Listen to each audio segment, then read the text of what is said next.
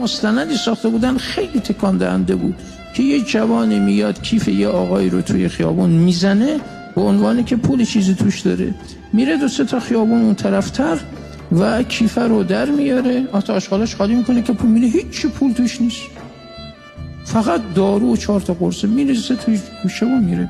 اون آقا مریضی قلبی بوده، اینا قرص زیر زبانی و قلبیش اونجا میخوره زمین، قرص نبوده، قرص همه تو کیف و میمیره. بچه هاش یتیم. فکر میکرد که با یک کیف زدن یک بچه رو از پدرش محروم میکنه. فکر میکرد این با کدوم العفو درست میشه؟ با کدوم استغفار درست میشه؟ با استغفار درست میشه؟ حق الناس با استغفار درست میشه؟ حق الناس حق الناس حق الناس. راسخون.net